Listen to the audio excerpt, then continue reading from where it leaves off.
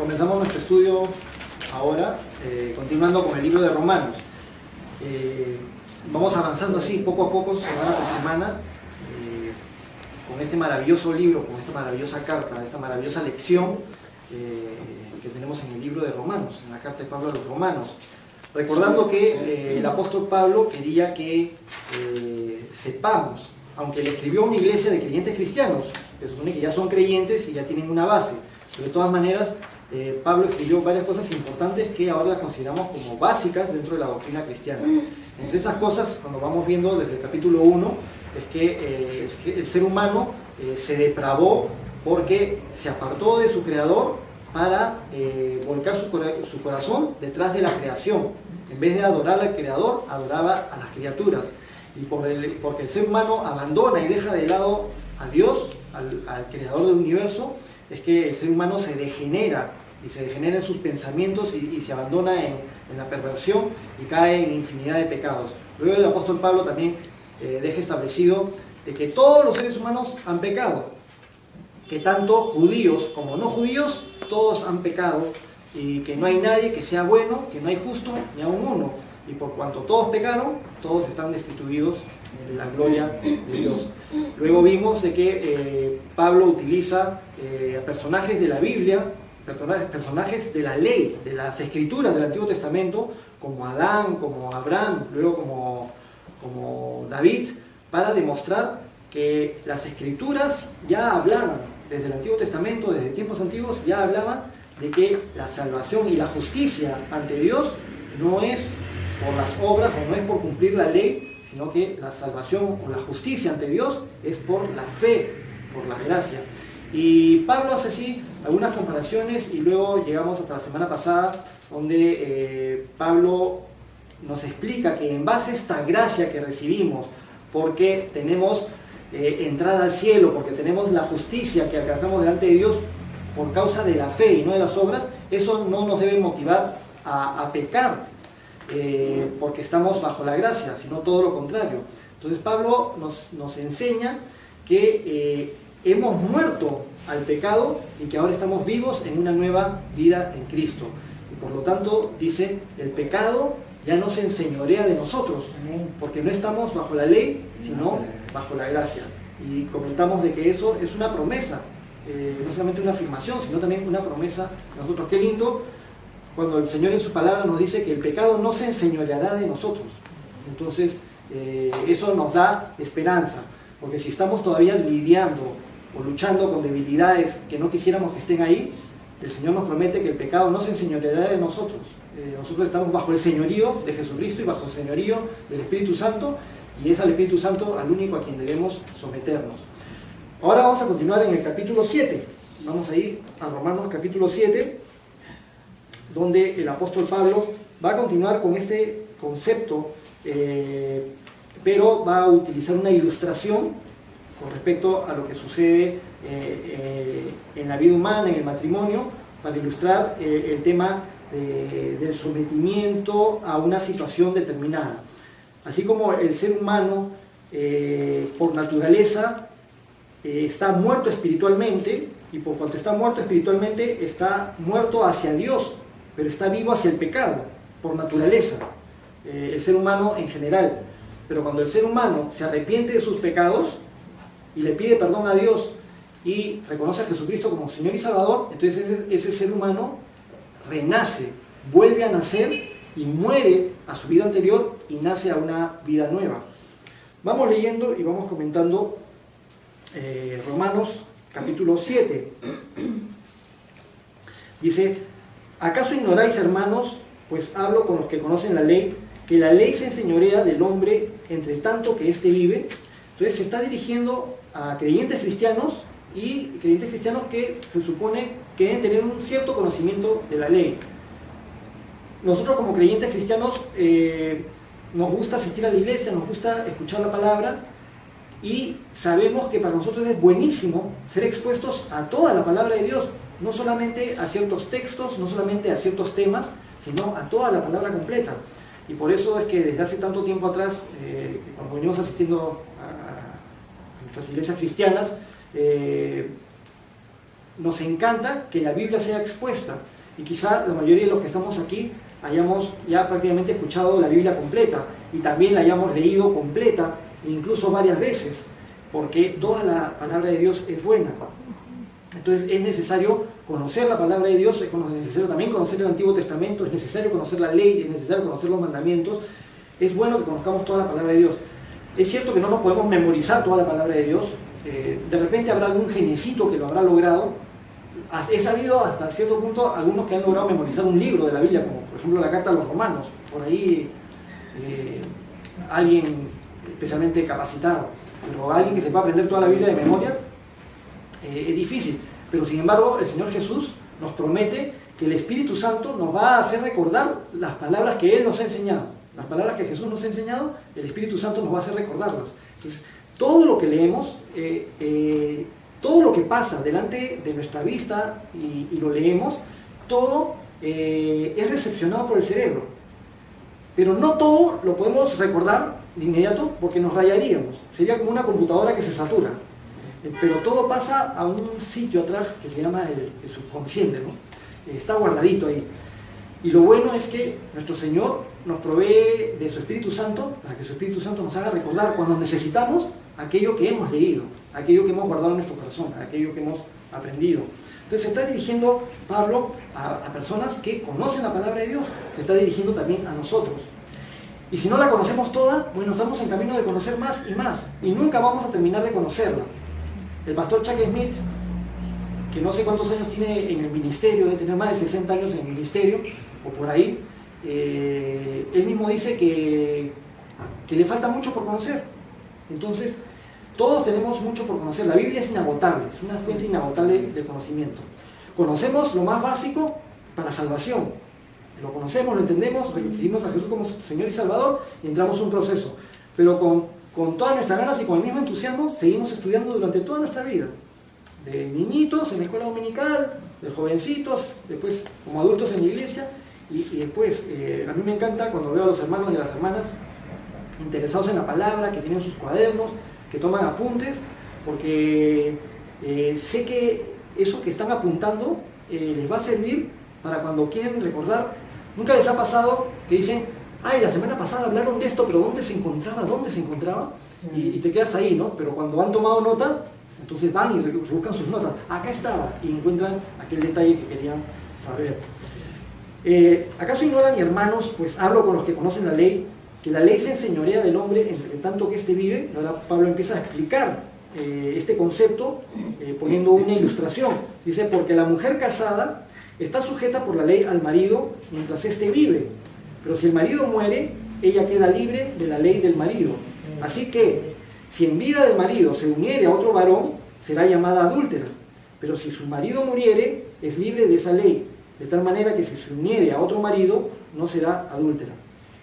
Pablo pone, por ejemplo, y cita a la mujer que está unida por ley a su marido, bajo el vínculo, iba a decir el yugo, pero bueno, es un yugo voluntario, se supone, el vínculo del matrimonio. Y es algo que causa una obligación y una responsabilidad mutua, ¿no? Entre dos partes que adquieren un compromiso. Obviamente que el marido también está sujeto y ligado a la mujer por la misma ley, por la misma documento que han firmado o por la misma unión que han sellado cuando se hicieron una sola carne para siempre, y un compromiso también delante de Dios. Pero Pablo está explicando, y es algo que es bíblico y que está contemplado en la ley de Moisés, que la mujer, cuando el marido fallece, la mujer queda en libertad de poderse casar de nuevo. Y eso ya queda, obviamente, en el corazón, en la disposición, en la libertad de cada ser humano de decidir lo que sucede cuando enviudece. Pero la cuestión es que ante los ojos de Dios y ante los ojos de la sociedad es lícito, es legal. Entonces, ¿qué sucede? Dice, la mujer está atada por ley al marido mientras el marido vive. Entonces, hay un objeto de atadura, digamos, un objeto que sujeta, hay algo que te sujeta a alguien, pero mientras ese alguien está vivo. Porque es el punto de lo que Pablo quiere demostrar. Si el marido está vivo, entonces una mujer por el matrimonio está sujeta y está unida a ese marido mientras el marido vive. Ahora, no estoy animando a nadie a que asesine a su marido, pero Pablo explica que si el marido muere, ya la esposa no está ligada a ese marido, ya es libre. De tal manera que si la mujer, mientras su marido vive, si la mujer se une con otro hombre, se le considera adúltera. Es adulterio, es pecado, y hasta en la ley del ser humano común y corriente, una mujer casada no se puede involucrar con otro, ni tampoco un hombre casado se puede involucrar con otra mujer. Es adulterio, y ante la ley existe la figura del adulterio, de tal manera que se puede usar como prueba incluso para los divorcios y para sacar ventaja. Cuando tú puedes demostrar un adulterio y te toman una foto y hay una demostración, la parte afectada puede entablar una demanda y sacar ventaja y ganar un juicio de divorcio por la cuestión del adulterio.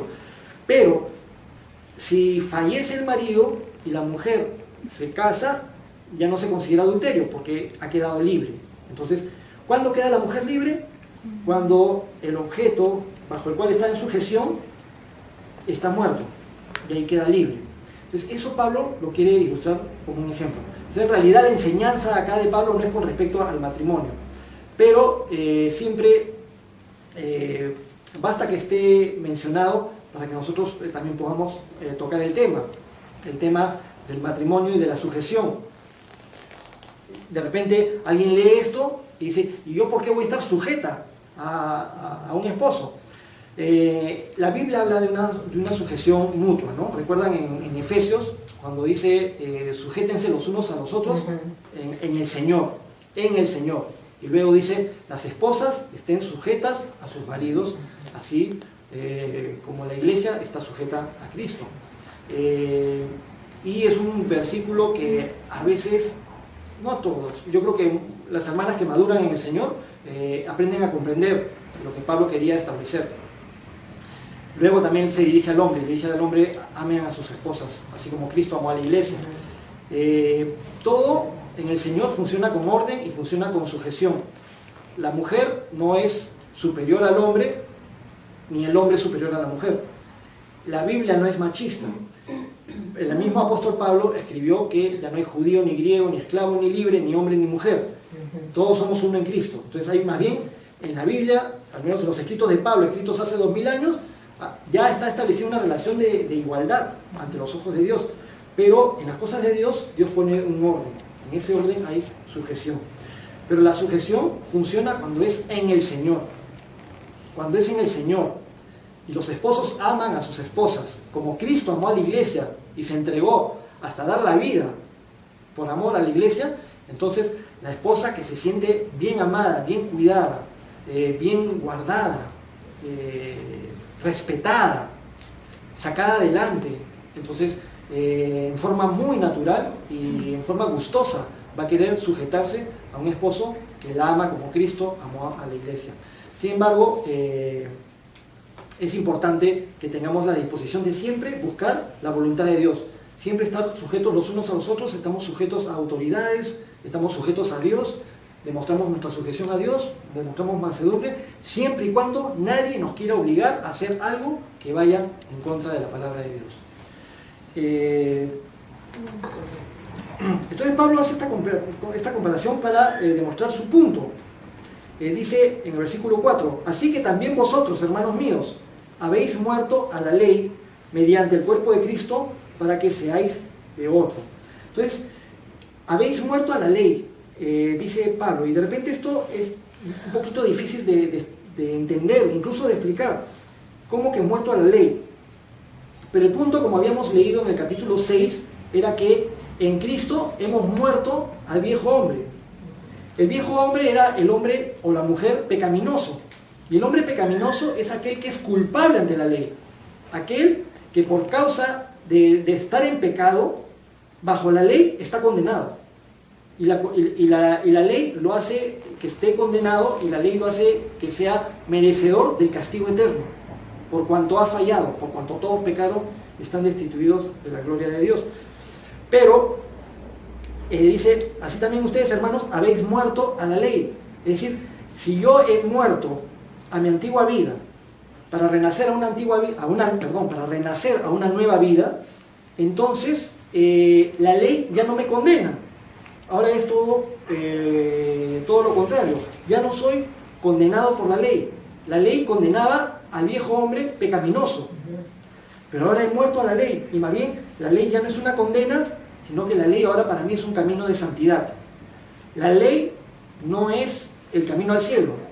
La ley no es el medio por el cual me gano el cielo.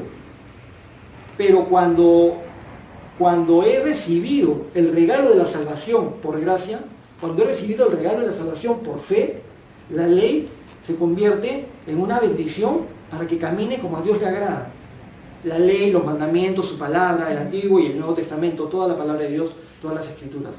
No una ley que la cumples a la letra, frustradamente y con amargura, pensando que tal raza, ¿por qué los demás sí pueden hacer esto y yo estoy privado de todas estas cosas? Y si yo tengo que hacer esto, que los demás también la hagan, y si yo no puedo tomar, que los demás tampoco tomen, y si yo no puedo bailar, que los demás tampoco. No con esa forma, porque eso nos lleva a las tendencias del legalismo. Es una forma de personas que están frustradas y en su frustración quieren que los demás también estén frustrados, como en algunas sectas o incluso en algunas facciones del cristianismo. A veces se habla mucho acerca de que el cristiano debe ser radical o si no debe ser radical. Yo creo que sí, que el cristiano debe ser radical con respecto al pecado. Y en eso creo que todos los creyentes cristianos estamos de acuerdo. En todo lo que sea prácticas pecaminosas debemos poner una línea radical.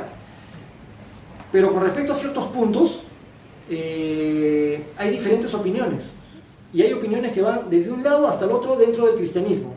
Y tenemos que reconocer que existen iglesias cristianas desde un punto hasta otro punto. Iglesias cristianas pentecostales, iglesias cristianas fundamentalistas, iglesias cristianas independientes, iglesias cristianas con gobierno de tipo presbiteriano, iglesias cristianas con gobierno de tipo episcopal.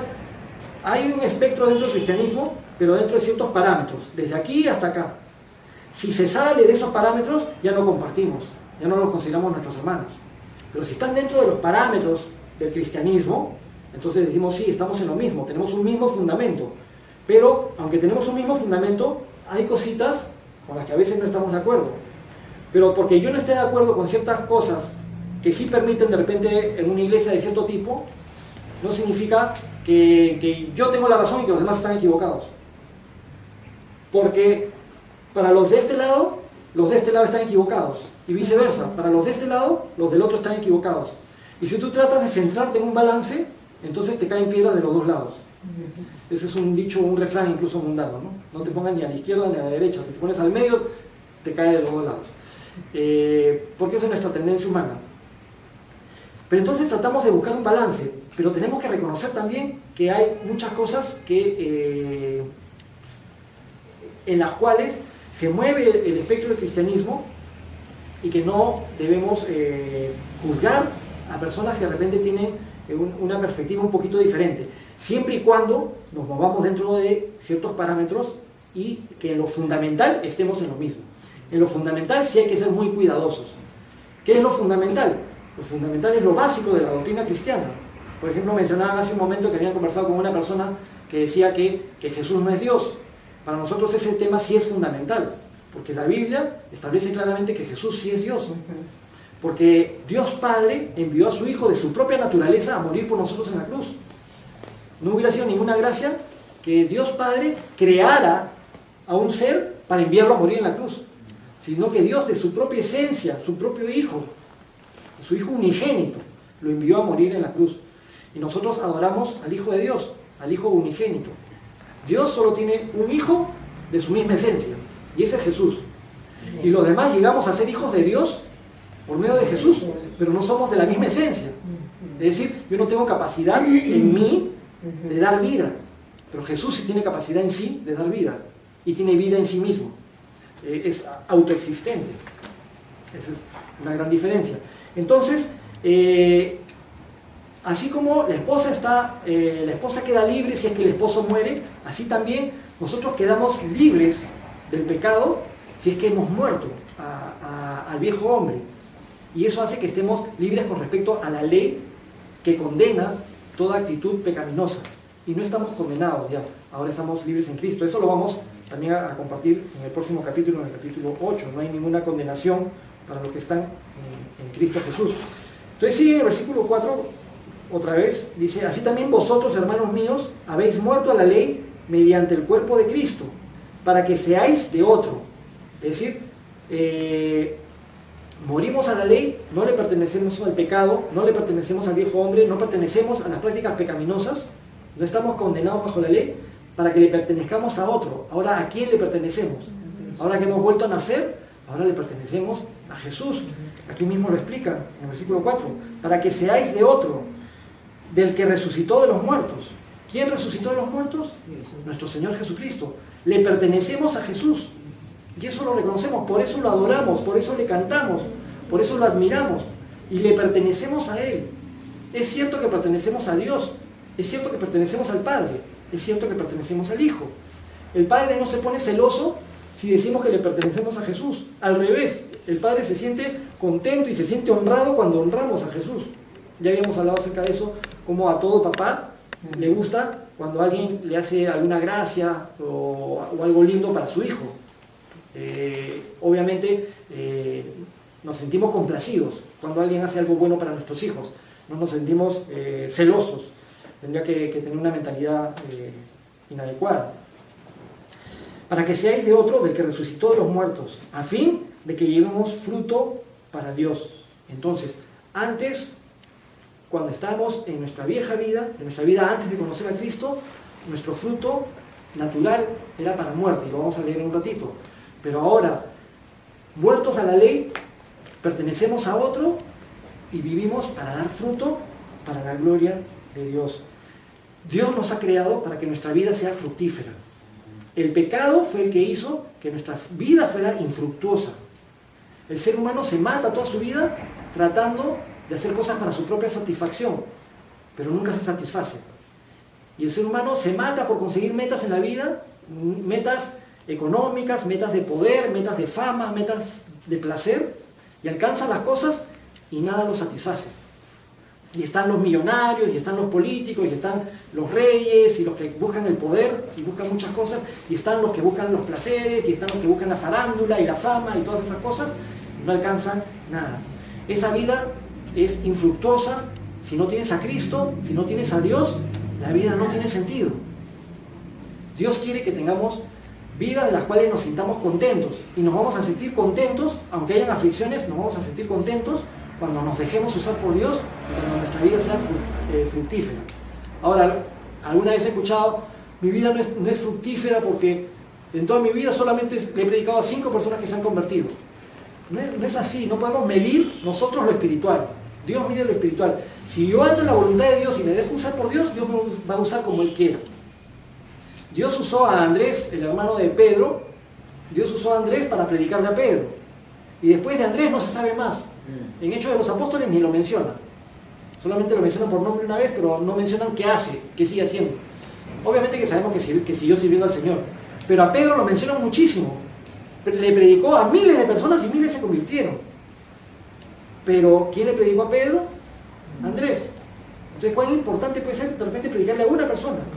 Si esa persona después es usada por Dios para su gloria, entonces, sin duda, la vida de Andrés fue fructífera, y la vida de todo ser humano que se rinde a los pies de Cristo. Lo que queremos es que nuestras vidas sean fructíferas, que llevemos fruto para la gloria de Dios, y entonces ahí nos vamos a sentir verdaderamente contentos. Verdaderamente le vamos a encontrar sentido a nuestra existencia.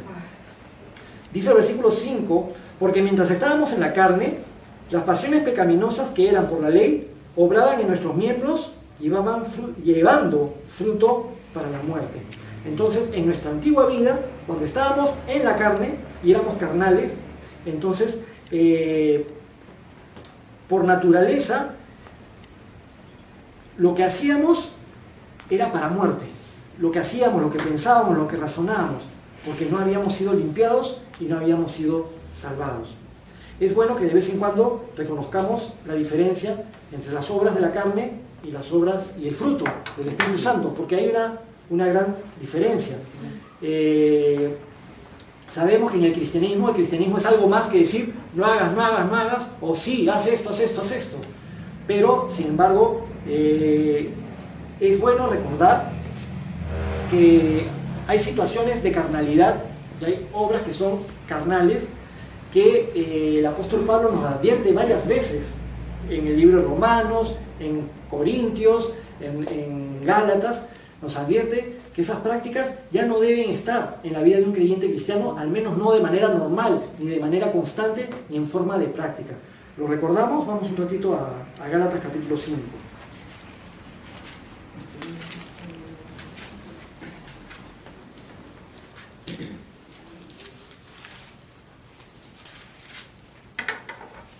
Gálatas capítulo 5.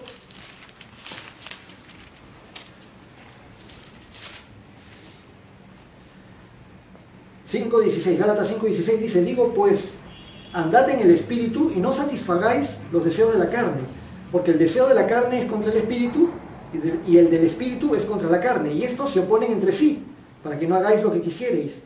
Pero si sois guiados por el espíritu, no estáis bajo la ley. Y manifiestas son las obras de la carne, que son adulterio, fornicación, inmundicia, lascivia, idolatría, hechicerías, enemistades, pleitos, celos, iras, contiendas, disensiones, herejías, envidias, homicidios, borracheras, orgías y cosas semejantes a estas, acerca de las cuales os amonesto, como ya os lo he dicho antes, que los que practican tales cosas no heredarán el reino de Dios. Mas el fruto del Espíritu es amor, gozo, paz, paciencia, benignidad, bondad, fe, mansedumbre, templanza. Contra tales cosas no hay ley. Cuando estamos en Cristo, lo natural es que produzcamos el fruto del Espíritu, y contra el fruto del Espíritu no hay ley. Es decir, amamos a Dios, amamos a Cristo, y en forma natural vivimos en el Espíritu y produciendo el fruto del Espíritu. Pero si dejamos a Dios de lado, entonces empieza a aflorar lo carnal. Las obras de la carne, todas las que hemos leído. El apóstol Pablo amonesta, y es bueno que también nosotros lo tengamos en cuenta. A veces viene de repente una pareja supuestamente cristiana de novios y vienen a pedir consejería y te cuentan de que como novios ya están teniendo relaciones íntimas. Y de repente alguien les dice, bueno, pero si son novios y en serio se van a casar y si se aman, bueno, no está tan mal, pues. Y les dicen eso, pero no nos están llevando a la palabra donde dice que los fornicarios no entrarán en el reino de los cielos. ¿Y por qué han hecho esto? Ah, es que yo la amo mucho. No la amas. ¿Tú crees? Y le dices a la chica, ¿tú crees que él te ama? Él no te ama, porque si te amara, no te estaría llevando al infierno. Porque los que practican tales cosas no heredarán el reino de Dios. Si amas a tu pareja, vas a querer que tenga salvación y que sea heredera del reino de los cielos, y que si le toca irse, se vaya al cielo. Sea que el hombre ama a su mujer, el novio a la novia al novio, el enamorado a la enamorada, la enamorada al enamorado. Si realmente lo ama, va a ser capaz de ponerse fuerte para ayudarla a llevarla al cielo, y viceversa. No para al revés, para imponerse. Si es que, por el contrario, no les interesa la vida espiritual del otro, y lo único que les interesa es satisfacer su propia sensación de placer, entonces más importante va a ser su placer que la vida espiritual de su pareja. Eso quiere decir que no es verdaderamente un amor completo, un amor total, un amor que viene de parte de Dios, sino que es algo simplemente carnal. Por dar un ejemplo con respecto a las obras de la carne, que es importante que las tengamos en cuenta y que las enseñemos, y que cuando entre hermanos y hermanas estamos conversando, si detectamos entre nosotros prácticas pecaminosas, casi siempre tocamos el tema de la impureza, pero hay muchos más temas, no solamente la impureza. Podríamos dejar de lado la impureza por un tiempo y hablar de tantas cosas que se practican continuamente: pleitos, iras, celos, envidias, maledicencias, y todas estas cosas que personas que se llaman creyentes cristianos, que dicen que aman a Dios, que les gustan las cosas de Dios y que les gusta venir a la iglesia, y sin embargo las practican. Entonces necesitamos enseñar que si estamos en una situación de práctica, hay que arrepentirse y hay que salir de eso. Hay que arrepentirse y hay que salir de eso. Volvemos al capítulo 7, donde estábamos. No, 6. Capítulo 7, versículo 5. Porque mientras estábamos en la carne, las pasiones pecaminosas que eran por la ley obraban en nuestros miembros, llevando fruto para muerte. Antes, lo que hacíamos llevaba fruto para muerte. Ahora ya no. Ya no estamos bajo la ley, sino bajo la gracia. Pero, versículo 6. Pero ahora estamos libres de la ley, por haber muerto para aquella en que estábamos sujetos. De modo que sirvamos bajo el régimen nuevo del Espíritu y no bajo el régimen viejo de la letra. ¿Qué pues diremos? ¿Qué diremos pues? ¿La ley es pecado? En ninguna manera. La ley no es pecado. La ley es algo maravilloso que Dios nos ha dado. Es su palabra, sus instrucciones que nos hablan del estándar de Dios. Un estándar tan puro, tan bueno, que el ser humano no es capaz de alcanzarlo. Y por eso es que la ley nos hace mostrar que somos sumamente pecaminosos. Un poco de eso es lo que habla y demuestra el apóstol Pablo después. Vamos a avanzar los versículos del 7 al 12 y ahí vamos a quedar. ¿Qué diremos pues? ¿La ley es pecado? En ninguna manera. Pero yo no conocí el pecado sino por la ley, porque tampoco conociera la codicia si la ley no dijera, no codiciarás. Mas el pecado, tomando ocasión por el mandamiento, produjo en mí toda codicia, porque sin la ley el pecado está muerto. Y yo, sin la ley, vivía en un tiempo, pero venido el mandamiento, el pecado revivió y yo morí. La ley me hace saber cuán pecaminoso soy. Y porque me hace saber cuán pecaminoso soy, entonces a mí la ley me mata. Pero a la vez, la ley me conduce a Jesucristo. Porque cuando pongo mis ojos en la ley, me doy cuenta que ante Dios no tengo esperanza. Porque soy pecaminoso y no soy capaz de cumplir todo sin fallar. Porque la ley es espiritual, y lo vamos a leer en un ratito. El objetivo de la ley es espiritual. Y Dios dice, sean perfectos como yo soy perfecto, y en el Nuevo Testamento Jesús dice, sean perfectos como mi Padre que está en los cielos es perfecto. Y el ser humano, cuando intenta ser perfecto, no lo logra y no puede. Entonces eso le demuestra que la ley nos mata. Por medio de la ley no podemos ser perfectos. Por medio de nuestras fuerzas carnales no podemos ser perfectos y siempre le terminamos fallando a Dios, aunque sea mentalmente. Yo nunca le saco la vuelta a mi mujer, dirá alguno, pero con el pensamiento Jesús dice, ya le fallaste a tu mujer. Yo nunca he asesinado a nadie, pero de palabra ya asesinaste, cuando ofendiste, cuando dijiste algo que mataba a alguien por dentro. Y de muchas otras maneras le fallamos a Dios. La ley es espiritual. Y dice el versículo 10, y hallé que el mismo mandamiento que era para vida, a mí me resultó para muerte. Porque el pecado, tomando ocasión por el mandamiento, me engañó y por él me mató. De manera que la ley a la verdad es santa y el mandamiento santo, justo y bueno. La semana que viene vamos a continuar, porque continúa el capítulo 7 y viene esta parte tan interesante en la cual aparentemente vemos una lucha que tiene Pablo manifestando la tendencia del ser humano hacia la carnalidad que lucha por lo espiritual. Pero el versículo 12 queda para nosotros como algo muy importante. La ley no es pecado, la ley es buena para nosotros. Dice, la ley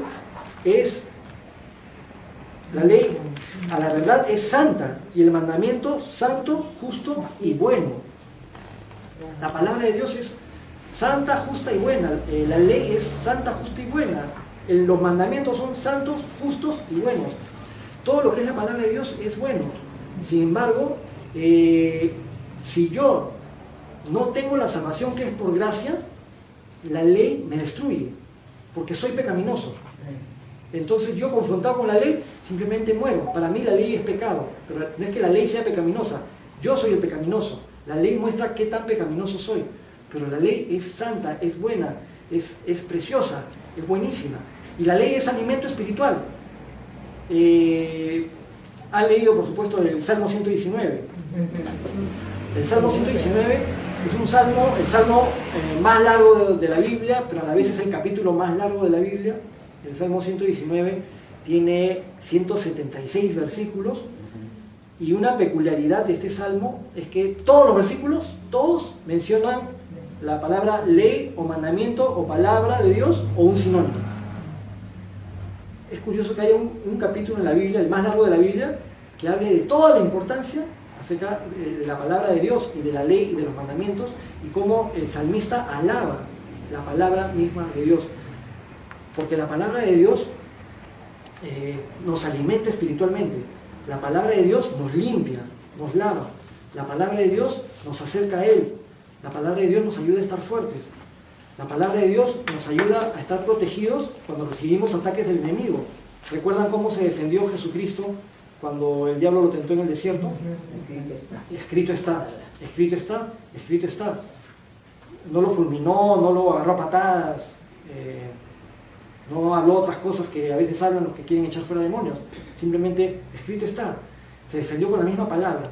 Entonces, es un elemento que nosotros tenemos para vida y para hacer frente a las tentaciones, para alimentarnos espiritualmente, para crecer.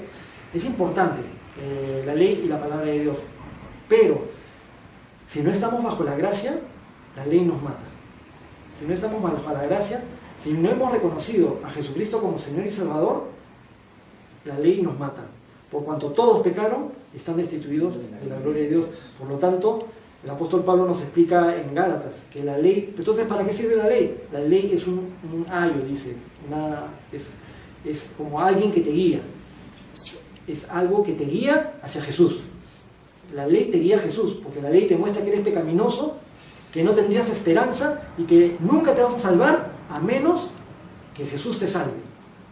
Entonces, es buena la palabra de Dios, buenísima la palabra de Dios, son buenísimos los mandamientos y es buenísima la ley.